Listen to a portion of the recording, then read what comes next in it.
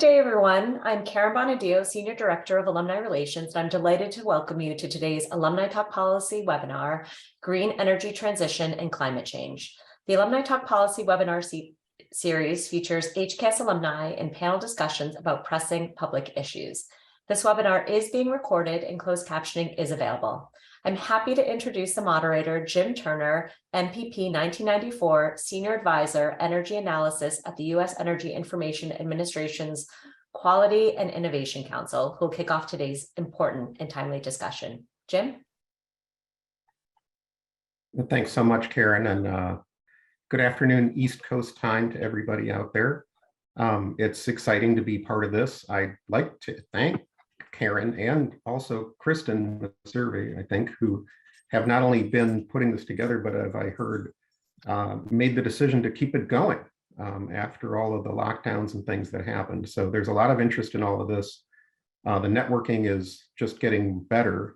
So I think this is a great opportunity for folks to tune in, see what current work's going on, and hear a little bit about, hopefully some good news on energy and environment. I'm excited about the panel. I think the panel is very experienced and the panel is very competent here. So we're going to get to that real quick.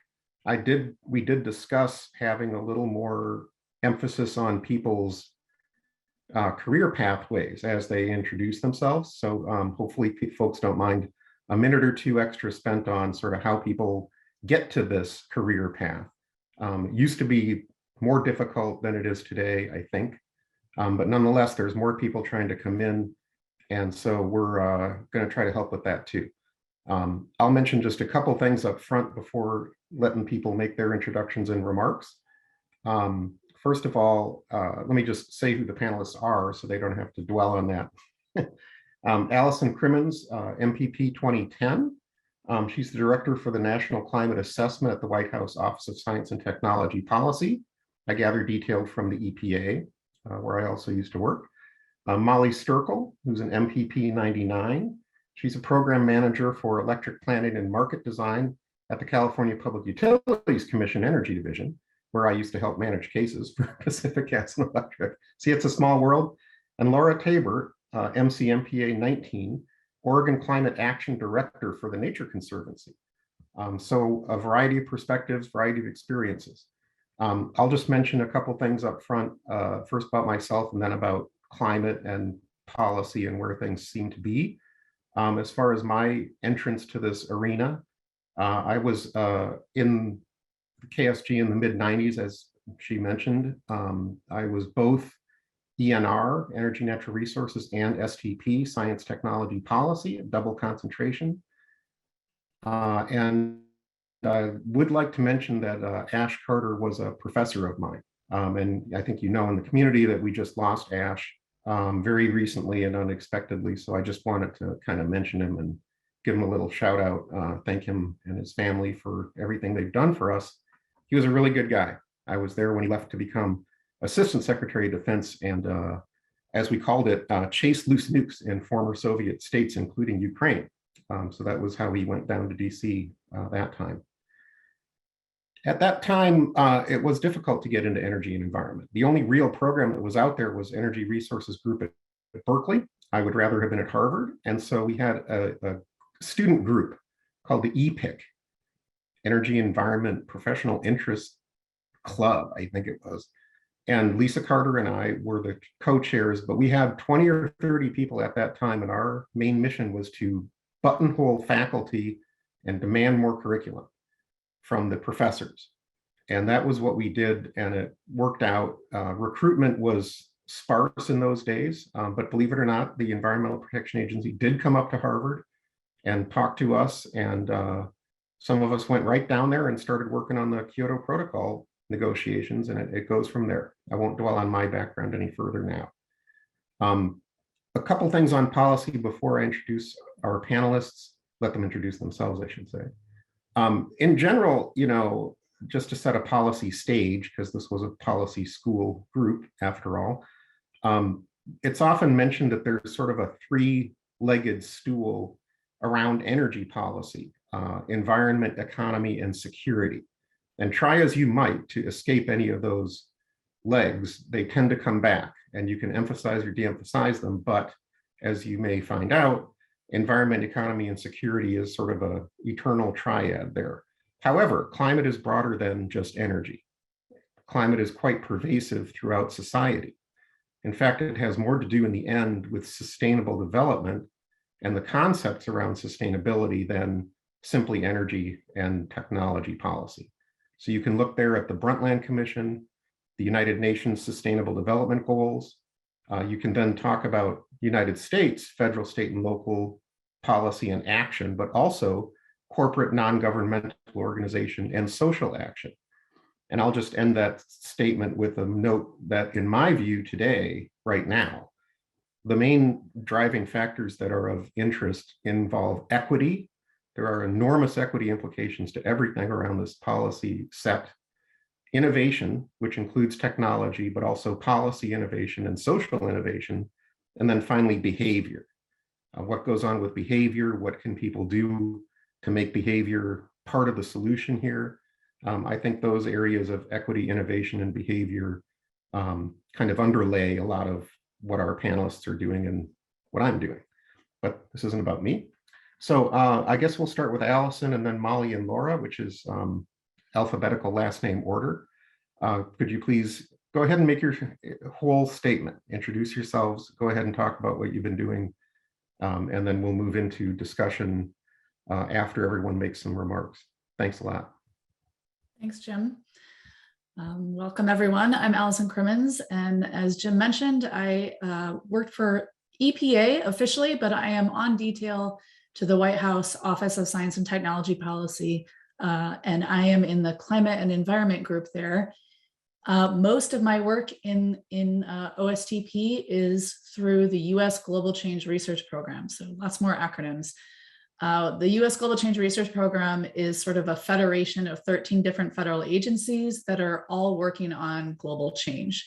And we are mandated by Congress to coordinate research across the government on global change and develop products to help inform decisions, especially around risk management choices related to climate change and climate impacts.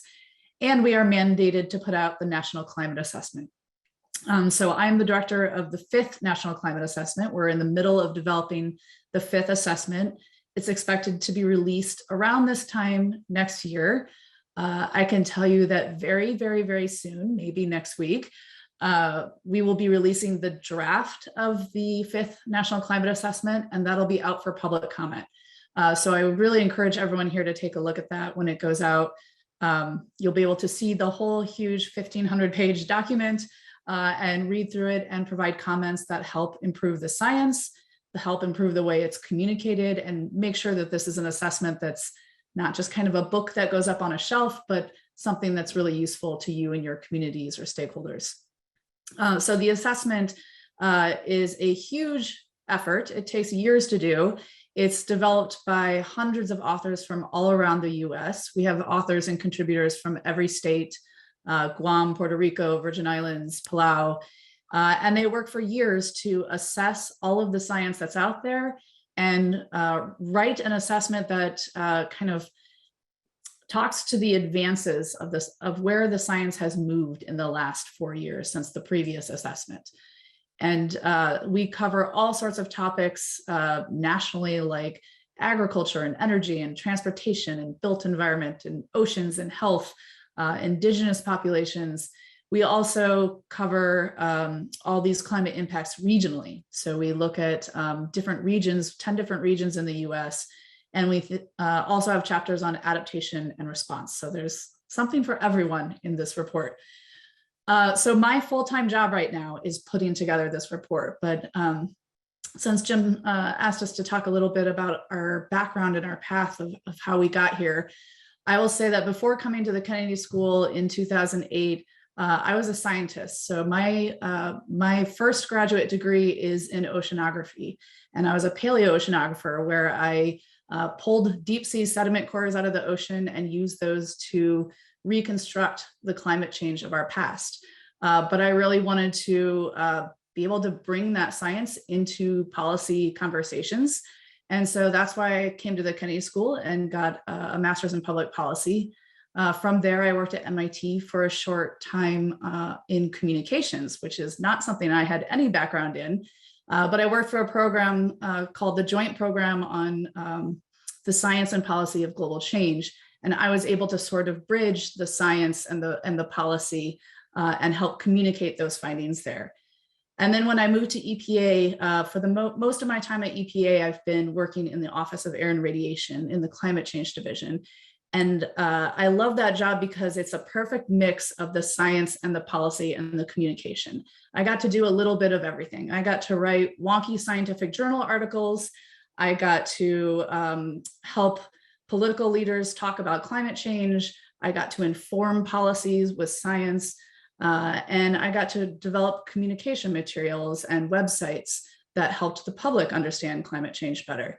So that's one element of my job that I really appreciated, that I got to, kind of use my skills and touch on all of those three different things at once. I think I'll end it there, Jim, and hand it back to you. Well, it's just a handing along a line. So Molly, why don't you take it away and give us a few minutes on yourself and your work. Sure. I'm Molly Sterkel, and I graduated in '99. I was also came to the Kennedy School very interested in energy and natural resources, just like Jim. And I had done a little bit of work before the Kennedy School in California on renewable energy policy. And so when I came to the Kennedy School, I was really looking to deepen that experience. I'll come back to sort of how I got to where I am now in just a minute, but why don't I just talk about my current role? In my current role, I am a manager at the California Public Utilities Commission. We have a very large energy division in the Public Utilities Commission, over 200 staff. And our job as staff is to support the decision makers. We have 5 governor-appointed commissioners who vote on a range of policies related to the regulation of our electric and gas utilities. And so every state in the country has a similar public utilities commission. It happens to be that California, because of our environmental policies and our aggressive climate change goals, we really take a pretty activist approach towards our utility regulation. And we carefully oversee, making sure our utilities are working towards achieving their emission reductions and increase their use of renewable energy. So my branch in the energy division, we do resource planning. And so we look out into the future to see, what our expected resource mix will be in the future. The state of California in 2018 mandated that we would use 100% clean energy by 2045. I think they pulled that back this year to 100% clean energy by 2040. And that really, that bill really marks sort of a long road that we've been marching down for the past 2 decades of increasing our renewable energy, and then having a associated reduction in our greenhouse gas emissions as a result of that. So the work that I do is a mix. The work that I do, and I oversee staff that does, is a mixture of both policy development, trying to figure out what policies to put in place on our utilities to make sure that we can effectuate that change. We also do a ton of analytics and data work and modeling to see what the future of the electrical system will hold. And then we also do implementation, where we're overseeing, what the utilities have actually done. So an area that we heavily implement is we make sure that all of the entities that serve electrical load in California under our jurisdiction have sufficient resources to serve their load, and that they have the right mix of resources that we've previously mandated. So in California, we are frequently in the news for, both our ambitious goals as well as our, challenges along the way. So in 2020, there was a small grid interruption of about 500 megawatts for 2 hours, compared to a total load of about 50,000. So it's a relatively small interruption. And as a result of that, there's been an incredible amount of pressure and organization on making sure that we have sufficient resources in the state. Just 2 months ago, we reached our peak load of all time at 52,000 megawatts of generation in California. And we probably would not have been prepared for that had we not had the past 2 years of really trying to rally all of our resources to make sure that we were ready for any massive spike in grid demand. We did experience a massive spike in grid demand. We had a 10-day heat wave across the state that lasted for a very long time. They were calling it a heat storm, in fact. And it really just sat over California and didn't move and caused really high temperatures throughout the state and then therefore high electrical demand. So my job is really at the center of making sure the state can be ready to prepare for all of that. Right now, that preparation, is challenging because the state is also trying to move to 100% clean energy, and all of the resources that we currently use, like solar and wind, are intermittent resources. And so the state has, understanding that challenge, trying to find new technologies like battery energy storage, which have been added to the grid to provide additional reliability to the grid, and make sure that our load serving entities are buying those storage resources and bringing them online. That's been a big part of what I've done. So just to give you an idea of like how fast and how hard we've moved, we have brought online over 4,000 megawatts of battery energy storage in the past 2 years to complement what is, for example, 15,000 megawatts of on-grid solar energy. So that storage can really help us ride through grid events and help us provide reliability. So that's a little bit of like, sort of dived, a little bit into the weeds of what I'm doing. I'll back up now and say, how did I get here? So I came to California before the Kennedy School because I'd always heard, I'm from Washington, D.C. But I'd always heard that California was at the forefront of renewable energy and clean energy policy. And I thought I'd come out here for a year or two and learn about it and then and try to understand it. But the more I got involved, the more fascinated I became. And at a certain point, I wanted to get a graduate degree. So I went to the Kennedy School, but then I came back. And the first job I had actually after graduate school was I worked for Pacific Gas and Electric, like Jim, and working for a big utility gives you a great perspective. I felt like I worked in the rates department, so I learned how electricity rates are set, and it really gives you a good understanding of the economic incentives of the electrical system. And then from there, I did consulting, like many people do, and most of my consulting clients were government. And so I eventually decided to join the Public Utilities Commission 17 years ago. And being at a Public Utilities Commission is a great place, again, to like learn. You get to work on a lot of different things. And I feel like you get a really broad perspective on how the energy system works. And so I often encourage people, especially if you're new to your career, to join a Public Utilities Commission. State government is a great learning environment, and you can get a lot of responsibility early in your career and learn from there. I've done a bunch of different things at the Public Utilities Commission. A through line of my career has always been this long-term planning, but I did also spend 5 years overseeing the implementation of the California Solar Initiative.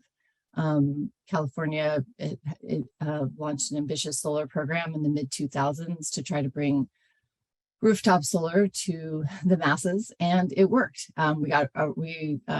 Not all of our policy initiatives in California are successful, but this one was really successful, and it was just a really exciting time in my career to be able to see a program take off. We had a very ambitious policy goal to get a large amount of rooftop solar installed. We completely exceeded that. We had a declining scale of incentives that declined over time.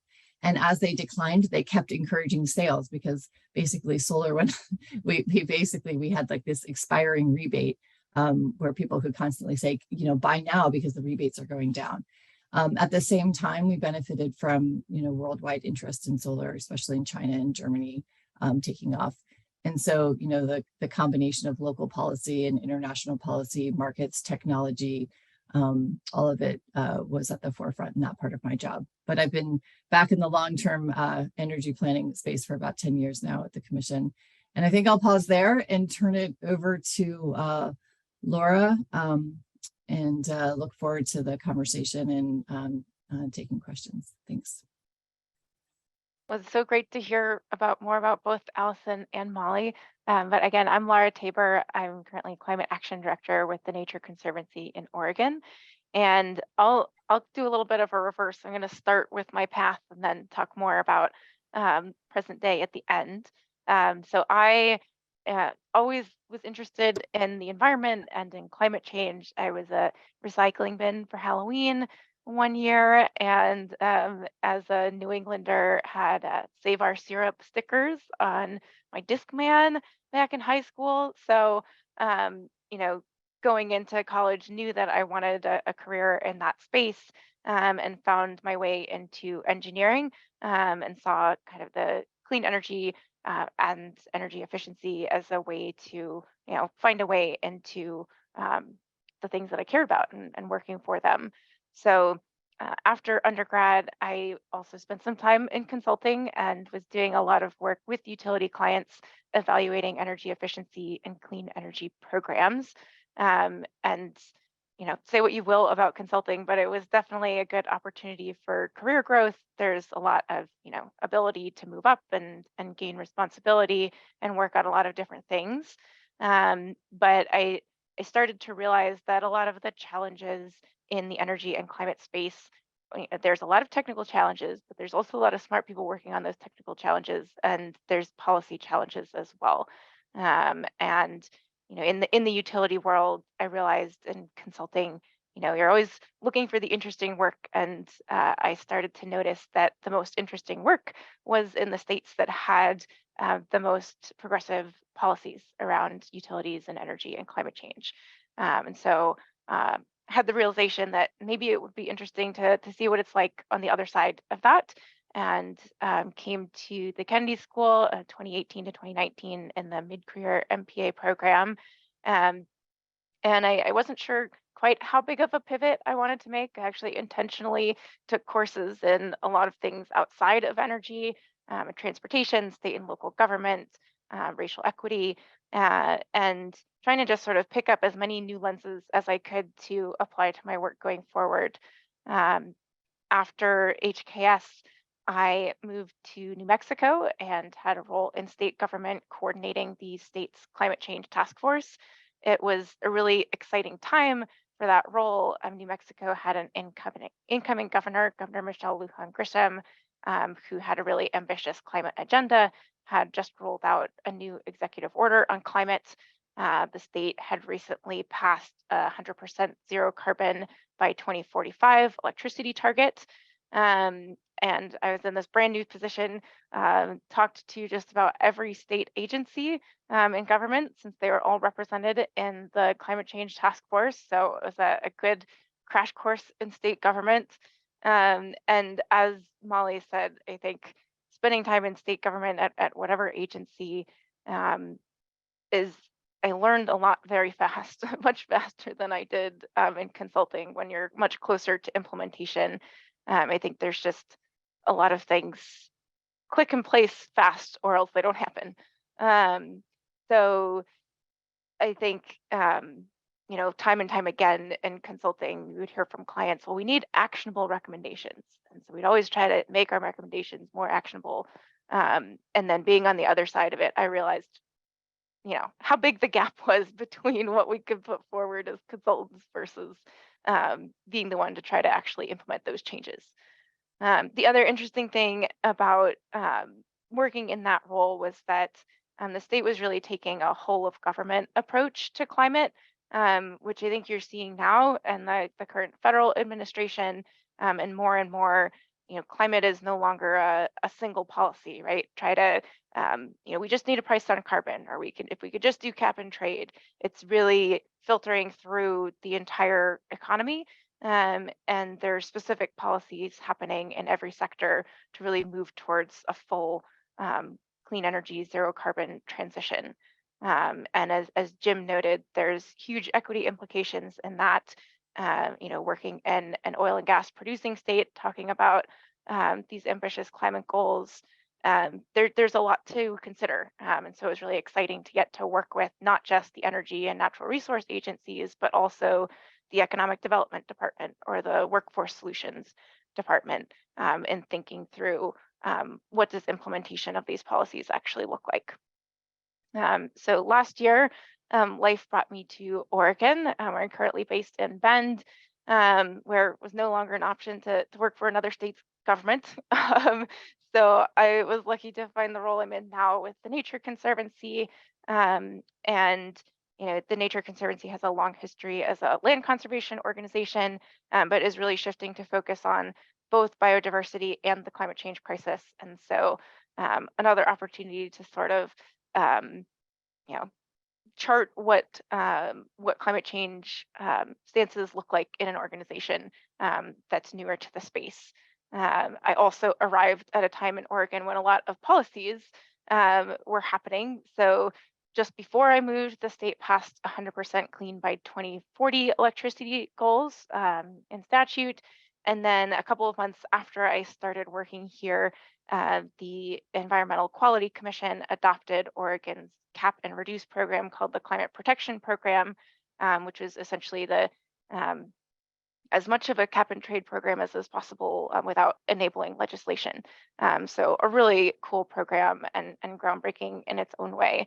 And so arriving in a state with a lot of great policy in place, and then with all of the federal resources coming in with the Infrastructure Investment and Jobs Act and the Inflation Reduction Act, it's a really interesting and exciting moment in climate change where there's still a lot of policy work to be done in terms of goals and targets and mandates, but there's also a lot of implementation work that we're looking at that is quite a bit different.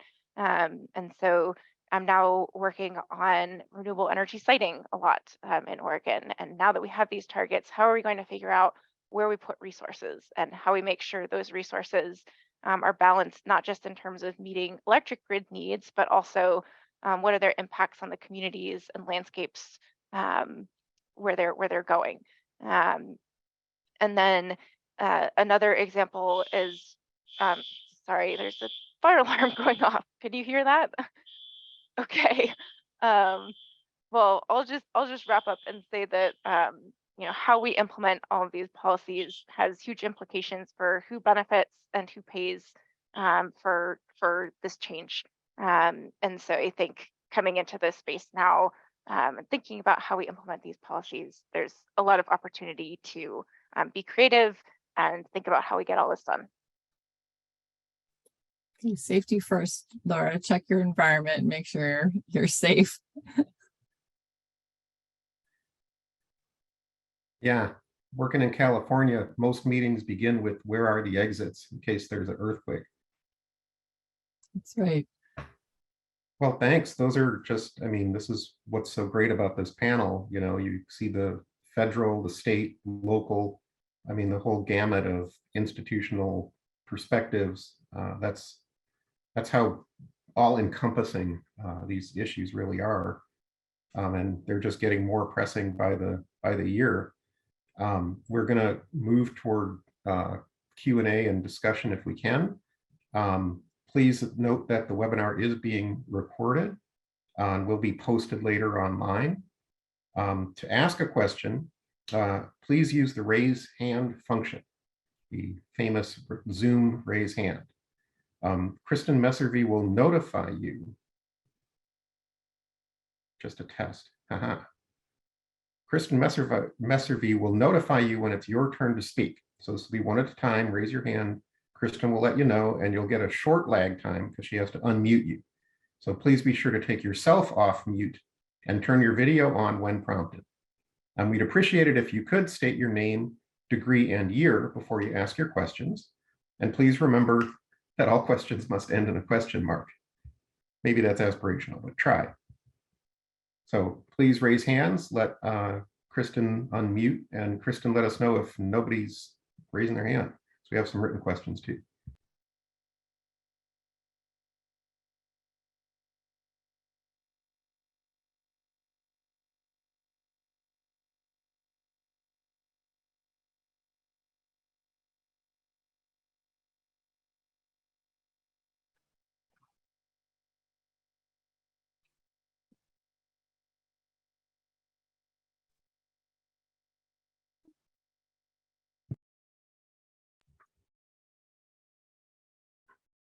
I see Chris Granda. You go ahead, Chris, if you're unmuted at least.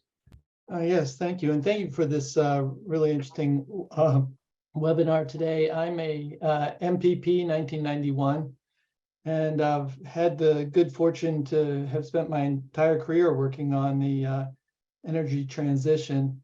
I wanted to ask the panelists about their thoughts about the Inflation Reduction Act's potential impact on the work that they see before them, and if there are any other missing components that they would, in terms of public policy or public resources, that they would like to also see added to that. Thank you. I'll let the panelists sort themselves out on this one. Our job at EIA is just to model it, not to judge it. We're policy neutral at EIA. But we do look at the bits if anyone's interested in details. But I think the broader question is, what else would people like to see? And I think that's always a great question. Right. Well, I can speak to it a little bit from the perspective of a Californian who's watched the start and stop of the tax credit policies over the past decades. So for those of you who aren't familiar with it, the Inflation Reduction Act has a wide suite of, and the Infrastructure Act, which Laura rolled off her tongue the full correct name of, but I can't get the full title off my tongue right this second. But between those two bills, I mean, there's an extraordinary level of investment. That one of the headlines. I'll just start with talking about the headliner. The headliner is a full extension of tax credits for over 10 years for solar and wind investments. And there are some strings associated with that extension, but this is an extension of a tax credit at 30% of the cost of the facility. And the act also, the Inflation Reduction Act also extended that fully for storage resources, which, as I mentioned, we've installed over 4,000 megawatts of storage in California in the past 2 years.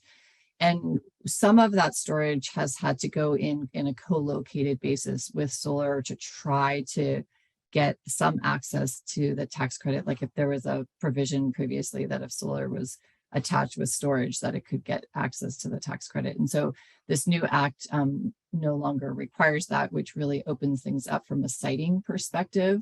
And that makes things just operationally much, much easier for the states. As a long-term energy resource planner, I can tell you that over the decades, we always model out technology costs and expected adoption curves. And what we've seen for decades is that whenever there's a drop off in the expectation of the investment tax credit, that from a planning perspective, we see this cliff in expected adoption. And then from a market perspective, we see a boom bust cycle constantly. And it has made it very difficult to plan for our clean energy transition. When I moved to California in the mid-90s, we had about 10-12% renewable energy, more than any other state in the country. Now we have a state law to get us to 100% clean energy. But along the way, we have faced a lot of boom bust cycles. We faced a lot of just really policy-induced, inefficiency. So it is very hard for me to understate the joy and happiness and like incredible optimism I have with the Inflation Reduction Act. It is a tremendous investment in clean energy, but also the longevity of it and the stability of it is incredible, because from a planning perspective, we can now, really make longer term investments. I'll give you one example is the state of California is going to follow the lead of the East Coast, and we are going to start developing offshore wind.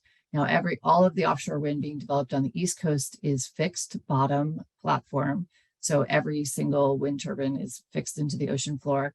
In California, our ocean floor is too deep. All of our offshore wind will be floating platforms. So it's a different technology, but it will also work to harness the wind and generate electricity. And that lead time for those types of projects is going to be, a decade. And so having some certainty around the tax structure is just, it's impossible to overstate the importance of that from a development perspective. California, is making incredible investments in clean energy. We have my staff's most recent modeling plan showed that we might develop as many as 85,000 megawatts of additional clean energy by 2035, which, if you heard me say before, our system's only 50,000. That increase in number is both to replace gas and also to accommodate the increased electrification that we are going to see from the transportation and the building sectors. So we're going to be building a lot of clean energy because the electric sector is going to be leaned upon to reduce greenhouse gas emissions from the building sector, the industrial sector, and the transportation sector. It means we need a lot of resources, and all of those resources need to get developed, and they will be developed in much more easily with the Inflation Reduction Act. So if you had anything to do with that, thank you. And I'll turn it over to Laura, who probably has more to say. I think Molly definitely covered the sort of enthusiasm for the investments in renewables very well.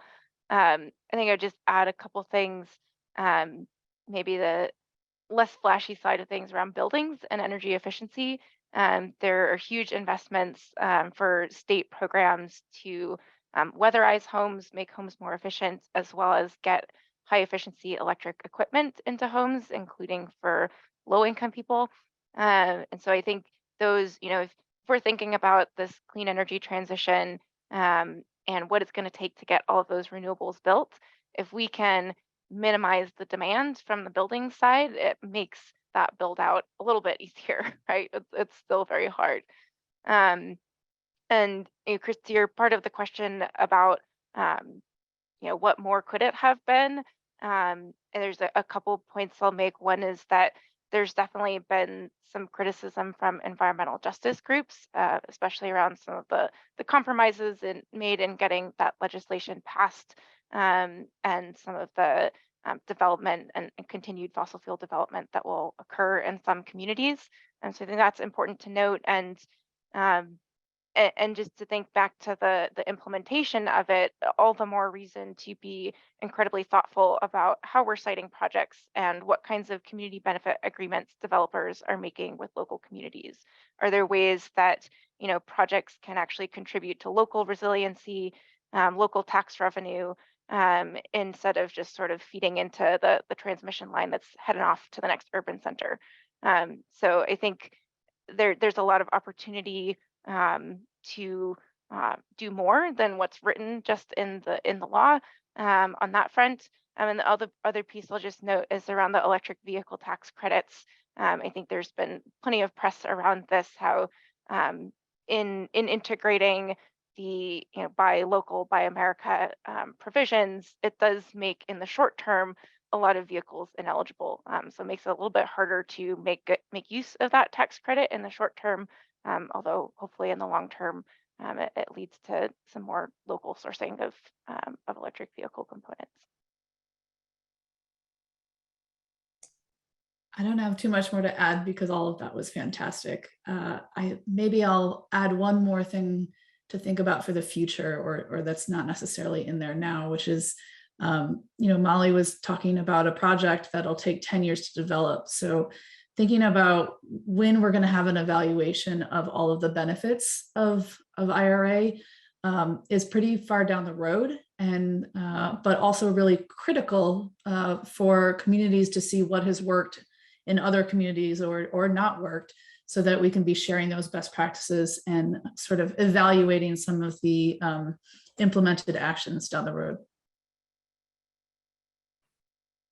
Okay, great. I'll just note on that note that there were extensive studies of the ERA, American Reinvestment and Recovery Act spending that went right down those pathways. And it is really important, I suppose, for most people to know what happened and what was effective and what was less effective. And again, where's the bang for the buck really down the road, because everything counts.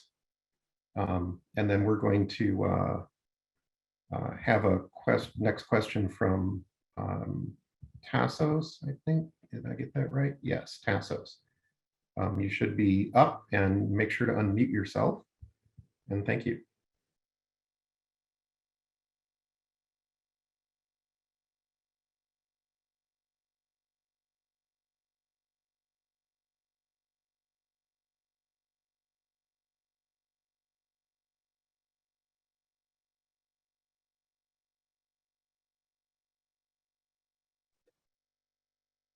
If you're trying to speak, you're still muted.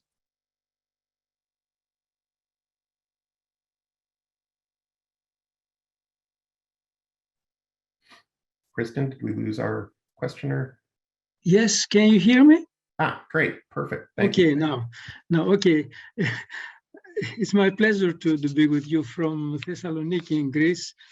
I'm an MPA 85, so although I believe I'm the oldest of you, I'm really impressed by your background, the experience you had. I mean, all of what you have done, I couldn't do it in, let's say, in all my long career, because I started as an engineer, working in Greece basically on negotiations on the land use. And then I was really privileged to come to get an MPA at Harvard. And then I moved as a senior analyst on skills in the European Commission. Now in Greece, our main concern with the environment is how quickly the mode of energy is changing from one to another, from gas to petrol or to other diesel or what other kinds of forms of energy. And mainly we have did a good job in the photovoltaics, but recently, and still exists, there is the discussion about the value of wood. So my main question is, to what extent wood, in any kind of form, either pellets or other form, is compared with, in terms of environment versus heating value, with other forms of heating mainly for housing and of course some other forms. Because some argue that wood in Greece here and wood burning increase greenhouse effects, create cancers and many other harms, much worse than other fossils and other sources. So I would be very grateful if you can just give me some background, because I couldn't find reliable, information about this kind of comparison, kind of cost benefit in terms of wood. Thank you very much. I'll take a quick whack at that just because I'm with the information administration. There was an old book when we first started, way before I started, and maybe before you started, Tassos, in the early 70s, when it was just the Federal Energy Administration. It was called Energy Interrelationships. And when I was first in the EPA in the Kyoto Protocol days, we handed around, hand copied versions of this book, and it included biomass, several types of biomass and its heat content.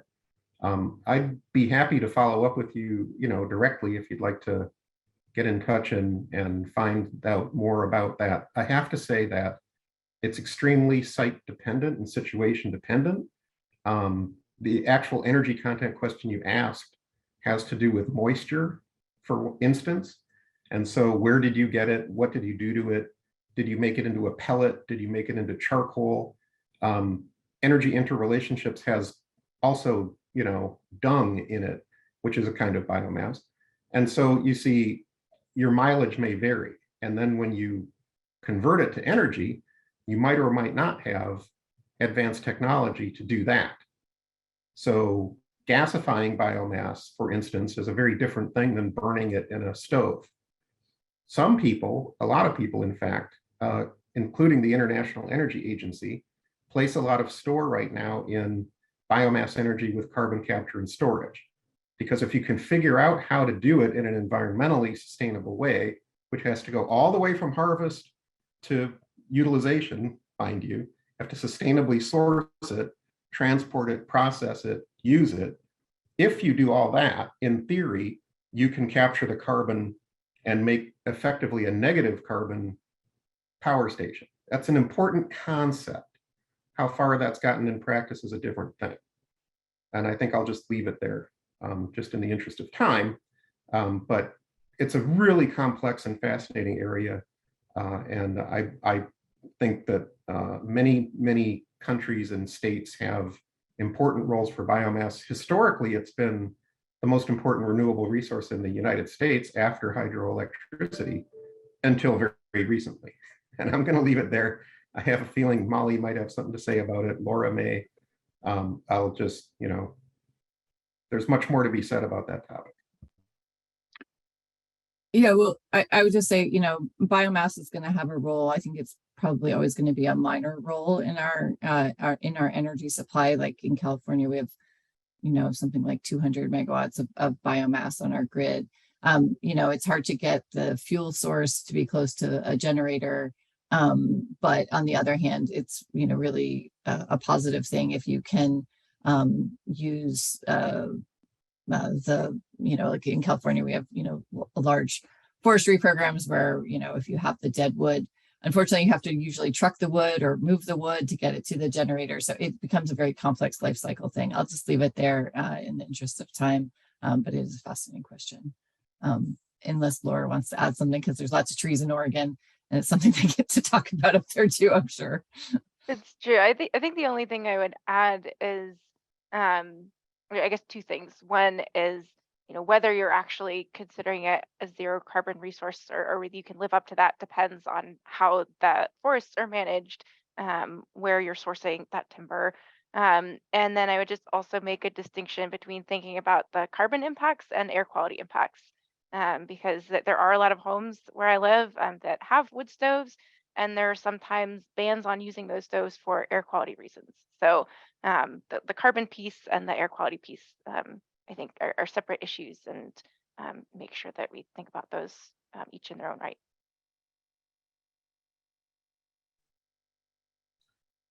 Anything from Allison? Are we good there for now? Thank you, Tassos. It's a great question. I think our next questioner is Jack.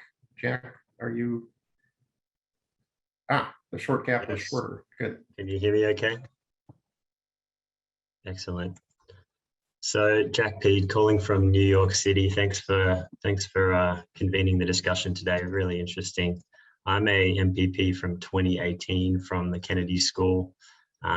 Worked on electricity market design, did my policy analysis exercise with Professor Bill Hogan on electricity market design in the Pacific Northwest, design reform in the Pacific Northwest. So I'll state my question, and then I just want to give a little bit of context as to why I'm asking the question. But the question I have is, in decarbonizing the power grid, is the current pace of market design reform sufficient to meet emissions reduction goals, or are more major reforms required? So in terms of the context, we know now that renewables, wind and solar, are cheaper than fossil fuel generation in most cases, but the challenge is, what do you do when the wind isn't blowing and the sun isn't shining? So you need that firming power in the grid to maintain reliability of the power grid. In terms of creating the appropriate incentives to move to that type of power system, which is characterized by variable renewable energy plus storage and dispatchable power generation, are current policy settings going to do the job in incentivizing the development of those new forms of energy storage, or are more major design reforms required? And, you know, I'm from Australia. Right now in Australia, there's a major discussion going on about this, where we have a lot of solar and wind coming onto the grid, but there hasn't been a lot of firming resources being built. We now have individual states coming in and saying the state government's going to come in and be a public developer of government-owned generation. There's similar discussions going on in the EU and in the UK around, is the market design, the current market design, sufficient, or do we need to completely blow it up, renationalize power grids, move back to a day of central planning where you can get things done in the fashion we need to see them done in order to meet renewable development goals and emissions reductions targets. So just to say the question one more time, is the current pace of reform sufficient, or are more major reforms required? All right, I know people have time, more to say about this than we have time for, but I cannot resist noting that my first assignment in statistics class at Harvard was estimating Bill Hogan's shoe size. You might have had that same assignment, I'm not sure. Anyway, I did work with him. I worked for the Harvard Electricity Policy Group. You know, I won't comment on other countries' systems. I know consultants who won't work in the US. They'll only work with parliamentary systems because they can get things done. The US has unique situations with regards to the regionality of power markets, the interstate implications of a lot of those markets, the siting. But as far as market structures, I mean, it's a great question. We're continuously looking at that at EIA. We talk to the Federal Energy Regulatory Commission frequently as well. The value of storage, the value of demand response even, you know, those are critical issues, but they've been known notionally for quite some time, for several decades, in fact. Arguably, the problem is not so much in the structure of the market as that electricity has historically been a rather low margin business. And so you have this issue where there may not be as much peak revenue laying around as you think. Somebody else might get there first. And so there become some very interesting issues involving, again, equity in terms of, you know, the efficient market solution may have some issues in terms of first mover, you know, who got the peak power, who got that value, and who didn't. I will leave it there. It's a rich question, a difficult one, and we have a PUC manager here to talk about it, and it's 12:55. So this is probably going to close us out. Panelists, have at it. Jack, I don't know what your role is, but so the CPUC, you know, has it plays an active role in conversations with our organized market, which is called the California Independent System Operator. Around the country, there are several organized markets: ERCOT, MISO, New York ISO, PJM. The CAISO market has had an active conversation talking about, you know, what I refer to as regionalization. The buzzword here is actually the extended day ahead market, but that's a meaningless term for most of you. I would say that, you know, you hit the nail on the head. Like, if you're interested in decarbonization and you kind of know what you need to do, just do it. One of my favorite Bill Hogan quotes, which I quote all the time, is if you know what to do, just do it. If you don't know what to do, quantitative analysis might help you. So, you know, to get to decarbonization, we know what kind of technologies we need. You know, it perhaps, you know, like Jim said, it's a low margin business. Politicians and the public don't usually like to see huge profit gains in the public utility sector. So, you know, so that it does sort of lead you to this question of, like, what is the role of the market? I mean, here in California, we have an organized market. It's supposed to provide us, you know, economic efficiencies and gains. But we are also surrounded by vertically integrated utilities and vertically integrated states. So it is a very interesting tension, as each of the different states and regions wants to achieve their decarbonization. So, I mean, to answer your question, are market reforms happening fast enough? I'm just going to go out on a limb and say, I kind of think market reforms should not ever happen too fast, because I think there's a lot of unintended consequences to market changes, and it takes a lot of different conditions to sort of challenge the different market rules that we have in electricity markets. So, if you're going to have markets, I think slow and steady in terms of the policy changes is probably my preference. Unfortunately, your question is exactly going to the opposite of that, like that we need to have like strong, big market reforms so that we can do big things. So anyway, love to, maybe we'll chat offline some other time about that, but I think we should see if we can grab one more question. I don't know. Before we close. I don't know if we have time for one more question. I've almost, Laura or Allison, do you have anything you'd like to add on this? I'm just wanting to make sure everyone has a chance. You can nod or shake your heads. No, I think that was great. I learned something there myself, so thank you. We've been around this a long time, these issues. When you mentioned doing research in the Pacific Northwest, I was expecting your question to go more towards the market creation, and if there can be a Western RTO or those kinds of questions, where I think it can feel like conversations about that have been happening for a long time, and it's definitely, when we look at what will it take to meet each state's clean electricity goals and what could regional markets do to make that easier or more efficient, I think it can feel like things move slow. But I really appreciate Molly's point too, in terms of the need to be deliberate and intentional with those changes, since they are so big. I am going to suggest, unless Kristen says to me on chat that we can have one more, I think we're going to basically have to wrap this up here in the interest of time.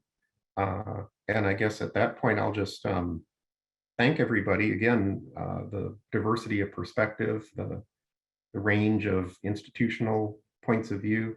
This is what it's about. And we could have gone a lot farther, believe me. Just the alumni database had a few dozen more potential participants in this event. And it goes to the entire range of life these days. I just hope people encourage other students and other people to keep coming this way career-wise. Just because we got in doesn't mean we're not interested in getting other people in. And so again, I'm pretty sure EIA is hiring. I haven't checked this week, but we usually are. And there is a lot of resources. It's actually difficult to channel all the resources that are available. I will make that statement. I've seen it myself, not easy to do. And, we just need as much help as we can get in landing these resources in ways that make sense in their local communities and get the job done. So Karen and Kristen, did you have further points to make? I'd like to thank our panelists, of course, and our participants. Yep, I just wanted to say thank you to the panelists for a dynamic discussion and for all the alumni who joined us today. We look forward to keeping you engaged in the future months. Please save the date for the next Alumni Talk Policy on December 13th, which will focus on the Dobbs decision and women's rights. And for the most up-to-date school news and events, please visit the HKS alumni website. So please enjoy the rest of your day, and thank you all again for joining us.